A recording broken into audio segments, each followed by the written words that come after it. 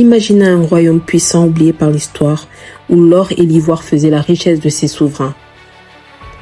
Aujourd'hui, on plonge dans l'histoire fascinante du royaume Yéké, un empire méconnu d'Afrique centrale qui a défié les grandes puissances de son époque. Qui étaient les Yéké et comment ont-ils bâti leur fortune? Restez sur cette vidéo.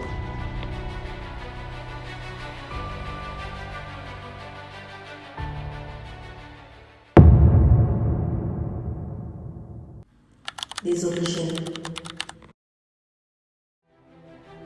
Les Bayéké trouvent leurs origines dans deux régions importantes du nord-ouest de l'actuelle Tanzanie, le Busumbwa et l'Unyamwezi.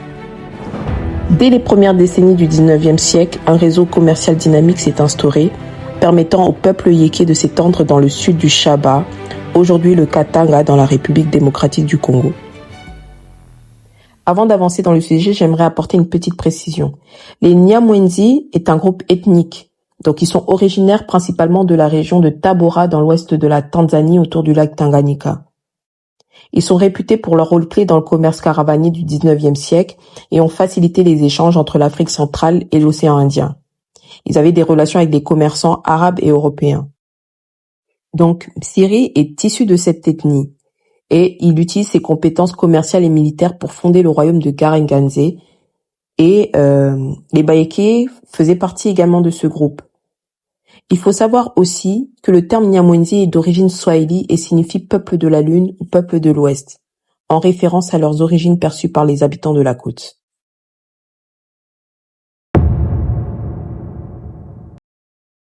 Le roi Msiri. Au début du 19e siècle, Ngelengwa Mukala, le futur Msiri, accompagne son père au Katanga, où ce dernier développe des échanges commerciaux et établit des alliances stratégiques avec les chefs locaux. Ces relations renforcent le réseau de Kalasa et c'est dans ce contexte que Msiri commence à se faire remarquer pour ses compétences en stratégie et en commerce. Désireux de s'impliquer davantage et de créer son propre héritage, Msiri obtient la permission de son père pour fonder un village. Il choisit Tunkuya comme capitale, un lieu stratégique qui facilitait les échanges commerciaux entre diverses communautés locales.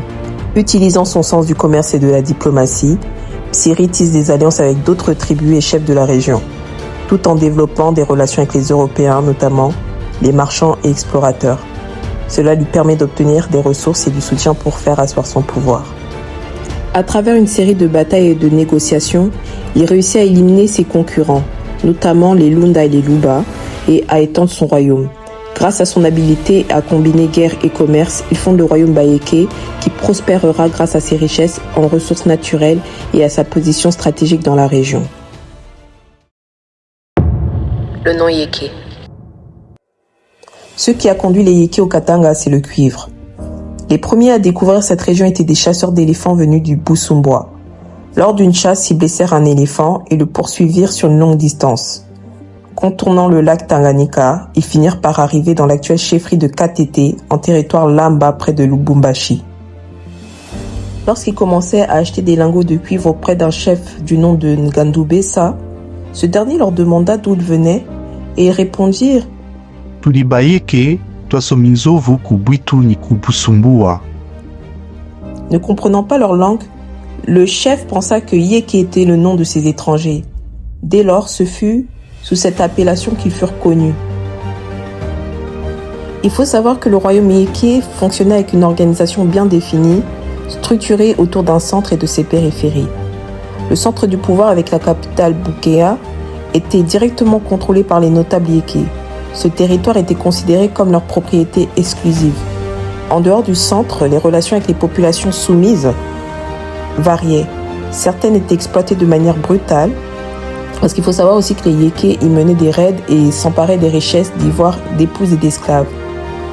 D'autres entretenaient des échanges plus complexes avec le centre, notamment à travers des alliances économiques, politiques et matrimoniales.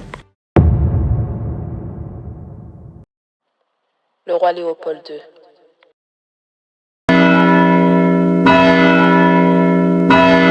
Sire, les Anglais. Quoi encore, les Anglais? Cécile Rhodes envoie ses émissaires auprès du roi Msiri. Ils cherchent à s'emparer du Katanga pour le compte de la reine Victoria. Ma chère cousine fait donc fi de l'acte de Berlin. Mais il est vrai que pour établir la souveraineté, Il faut occuper le territoire, obtenir l'allégeance des roitelets indigènes. Envoyons une expédition, sire. D'urgence. Pas une expédition, plutôt 4. Il faut à tout prix soumettre Msiri. Et, mon cher Theis, n'oubliez jamais que si besoin, la force est la sanction suprême du droit. À la fin du XIXe siècle, le Katanga a été au cœur d'une bataille d'influence entre l'Empire britannique et le roi Léopold II de Belgique. Deux figures clés de cette époque, la reine Victoria et Cecil Rhodes, convoitaient cette région pour des raisons économiques et stratégiques. La reine Victoria, qui régnait sur le plus grand empire colonial de l'époque, soutenait l'expansion britannique en Afrique. Son objectif était d'étendre son influence et d'empêcher d'autres puissances européennes, comme la Belgique, d'accéder aux richesses du continent. Le Katanga, riche en cuivre, or et autres minerais précieux, était une zone stratégique pour l'Empire britannique qui cherchait à contrôler les routes commerciales et les ressources minières d'Afrique centrale. Cecil Rhodes, un entrepreneur et homme politique britannique influent, voulait relier le Cap Afrique du Sud au Caire, Égypte, par un chemin de fer sous contrôle britannique. Son rêve était de créer une immense colonie britannique d'un bout à l'autre de l'Afrique. Le Katanga représentait un point clé dans ce projet car il se trouvait entre les territoires déjà contrôlés par les Britanniques au sud, donc la Zambie, Zimbabwe, et le Congo au nord. Cecil Rhodes envoya donc des explorateurs et des agents de la British South Africa Company pour négocier avec Msiri, le roi du royaume Yéké. Pendant que les Britanniques tentaient de négocier avec Msiri, Léopold II de la Belgique avait déjà envoyé ses propres agents pour s'approprier le Katanga.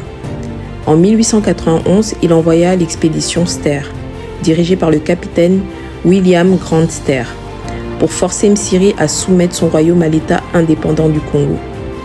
Msiri refusa, ce qui mena à sa mort brutale le 20 décembre 1891. Lorsqu'il fut assassiné par les Belges, son royaume fut annexé et le Katanga passa sous contrôle belge, mettant fin aux ambitions britanniques dans cette région. La colère. Après l'annexion du Katanga par les Belges, Cecil Rhodes fut furieux, car il espérait encore intégrer cette région dans son propre projet colonial. Il accusa les Belges d'avoir agi de manière agressive et estima que l'Empire britannique aurait dû agir plus rapidement. Quant à la reine Victoria, bien qu'elle n'ait pas directement réagi publiquement, son gouvernement comprit que Léopold II devenait un concurrent sérieux en Afrique centrale. Toutefois, les Britanniques choisirent de ne pas engager de conflit direct avec la Belgique, préférant se concentrer sur d'autres colonies.